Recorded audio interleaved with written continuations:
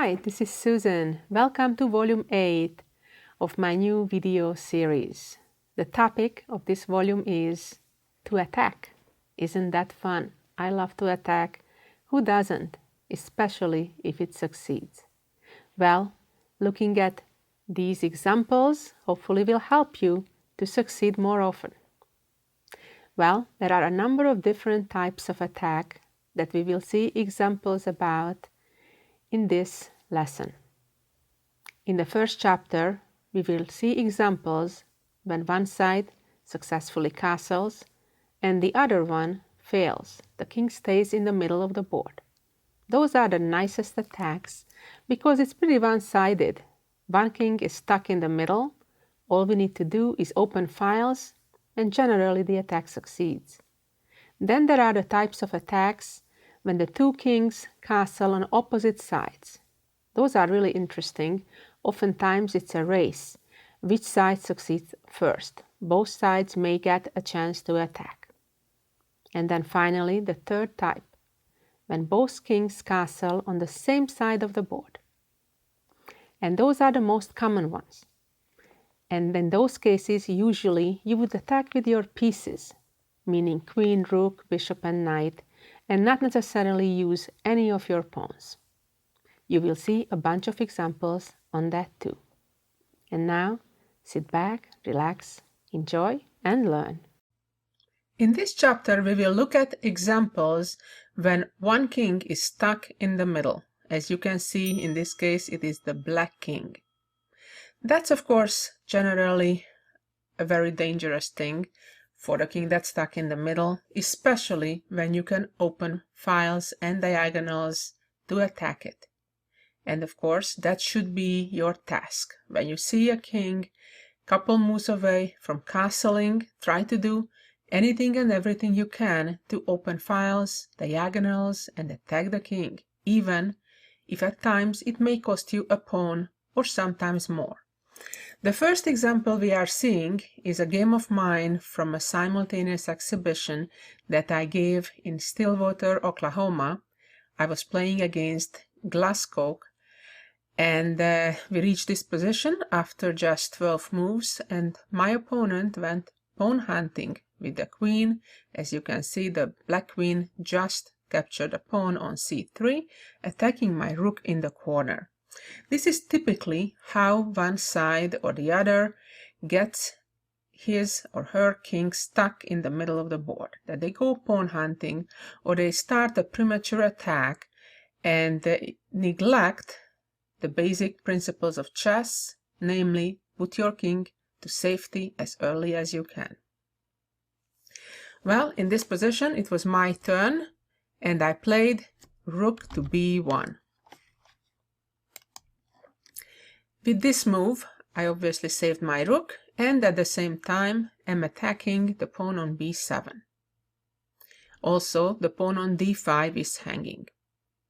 If black would try to finally get to castling by developing the bishop, the problem is the pawn on g7 would be lost, and after that, the king permanently would lose a safety hope of castling to the king's side, and castling to the queen's side would already not be a real improvement regarding the safety of the king, given that the b and c files are already wide open.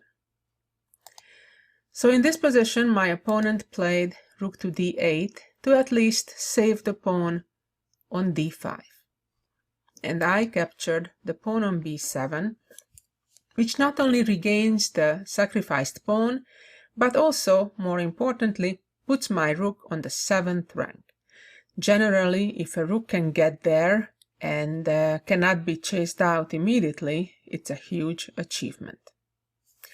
Again, black has difficulties in developing the bishop, this time not just because of the bishop b2 g7 idea, but even a lot more powerful is to play queen a4, pinning the knight on c6, and if black castles, only then bishop b2, because now the problem is that the black queen can no longer hang on to the knight. black will lose a piece.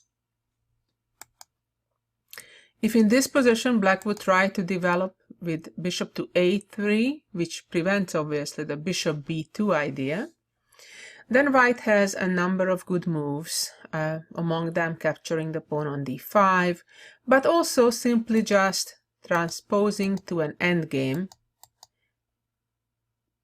where black pretty much loses a bunch of pawns, probably will end up being at least 2 pawns down after the 2 rooks, or rather the second rook, also comes to the 7th rank.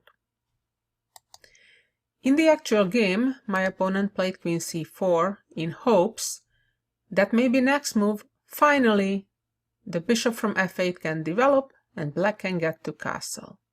It's all about black trying to finally reach that safety zone and white trying to prevent it. And indeed, I played bishop to b2, pressuring that pawn on g7, making sure the bishop cannot just comfortably develop. Well, what can black do? If the rook would move to g8, on one hand that would protect the pawn on g7, but obviously moving the rook would at the same time mean that black can no longer castle, so that would be no real help. So my opponent went pawn hunting again by capturing on a2, which of course looks like a very naive move in my mind. And in this position, white has various good ways to play. Given that I was playing a simultaneous, I perhaps didn't find the very best, objectively best move that the computer considers being an immediate killer, which is queen d3. The key point here and in some other variations is that black cannot retreat with the queen to c4 because after the exchange of queens, the knight on c6 will be hanging. And therefore, the threat of rook a1 coming is an absolute killer. I played instead queen c1, which may be somewhat inferior, but still good enough to win the game, attacking the knight now on c6. And the queen went back to a6, not only protecting the knight, but at the same time attacking my rook as well. Of course, as I mentioned earlier, I want to make sure that my rook stays there. I really like being on the 7th rank. Now, the knight is hanging on c6. If the knight moves away, I would just improve my position. Generally, you want to have your pieces, especially queen and some of your other pieces, as close to your opponent's king as possible, and as many of your pieces as possible. In this case, not only we bring the queen closer to where the action is, namely the black king, but also opening the first rank for the white rook of the king side to enter the action, enter the attack. For example, after f6, rook a1, and then we can take on a7 with the rook on the first rank. Alternatively, if instead of f6, black takes on e2, then queen a4 checkmates pretty much immediately.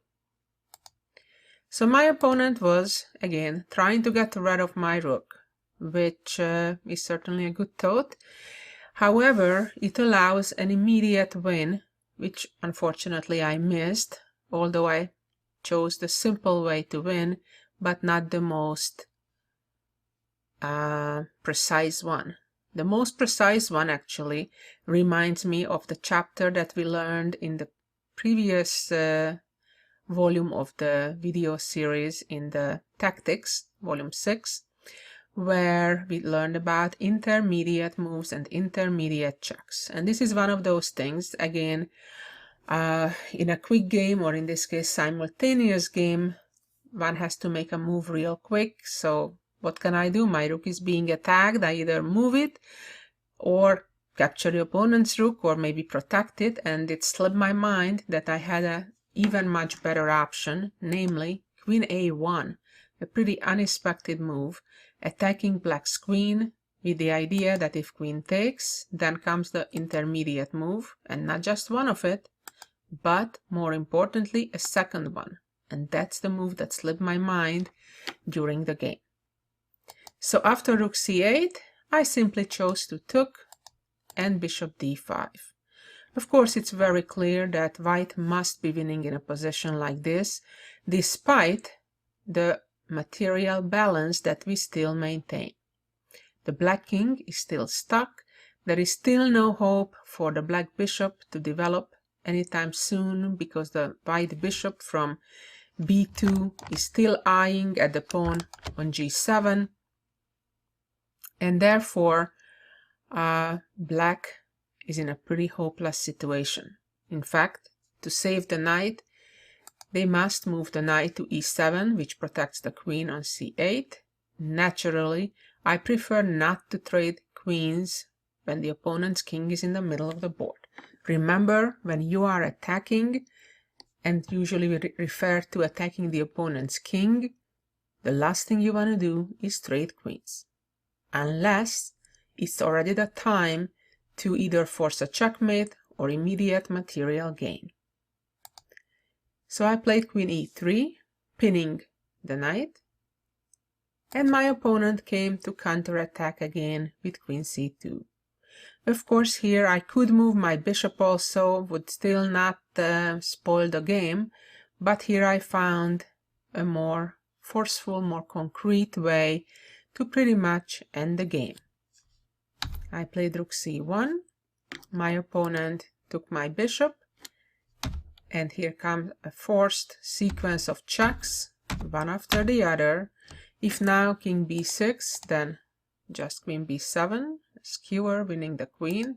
So my opponent went to b8, check again. Now I have discovery, so there must be many ways to win here. Although I have to be careful because my rook is hanging, so I cannot just move anywhere with my bishop, because not only my rook is hanging, but it's hanging with a check. So I have to be actually careful a bit. So I played bishop d7, which is a double check, not allowing black to capture my rook. King b7, and bringing the rook into the attack, and check, and checkmate. So as you can see, leaving the king in the middle of the board can be really, really dangerous. Let's see another game of mine that I played at a very important tournament, in the Candidates Tournament back in 1994, against one of the top women players in the world, Pia Cramling from Sweden. We reached this position after 21 moves, and you may wonder, why is that black rook on a8 highlighted? What's so interesting or important about that? Well, it's kind of funny, because during the game, at this point in the game, I actually forgot about it, what's the importance of it. But there is a very big importance to it in the fact that that rook has moved already a couple times earlier in the game, meaning that black can no longer castle to the queen side of the board. It's always really important keeping track of the rules, and sometimes it's easy to forget that a certain piece, whether the rook or the king, moved earlier, then walked back to its initial square when it appears that you may be able to castle, but in reality, as we know, once you move the rook, the king can no longer castle to that side of the board, or if you move the king, you no longer can castle on either side of the board. So in this position, I understood that it's to my interest to keep the black king in the middle of the board, and that's why I continued with bishop e3. Gaining a momentum, a tempo, attacking black's queen. The queen moved away, and now actually I was spending about 10 minutes on the clock trying to figure out what I'm gonna do after I stop black from castling to the king side, but if she castles to the queen side. Well, I figured there's not much I can do about it. I cannot stop the king from castling to both sides at the same time, But I'll take it if the king castles to the queen side. It's still a lot more open than the king side. Then my opponent kind of woke me up in the post-mortem, in the analysis after the game, that, Susan, remember I already moved my rook a couple times at this stage? Oh well. So anyway, she remembered it during the game. I wonder what would have happened if she tries actually to castle. Well, if I realize it, what would have happened is that means she touches her king, and she would have to move her king instead of castling, since that's an illegal move. So after bishop c5, she played bishop to c8, trying to get rid of my knight on f5. But let's first see what would happen if she would go pawn hunting with bishop takes h2 check. I planned to move the king to h1, obviously no other choice, bishop e5, and then play rook b to d1. As we already established, it's not to stop the black king from castling to the queen side, but to put the rook on the open file and to prepare appearance on d6 of either the white knight or bishop in the near future. If black plays rook d8 to stop that, I would take, and gain control of the open file again with rook d1, queen c7, and simply just keep improving, keep putting all my pieces on optimal positions. And for example, if black plays bishop c8 in hopes again to either put it on e6 or capture maybe my knight on f5, in positions like this, when we feel that all the white pieces are in their optimal positions, we can feel that there must be something. I have news for you. Usually there is something. Actually, if you feel like, try to pause for a few moments and figure out what is that something. And the easiest and prettiest way to win is to play bishop b6, deflecting the queen. The queen cannot just move to b7 because of the checkmate on d8. And if takes, then discovery, opening up the f file, check, and checkmate. So going back to the position after bishop c5, my opponent played bishop to c8.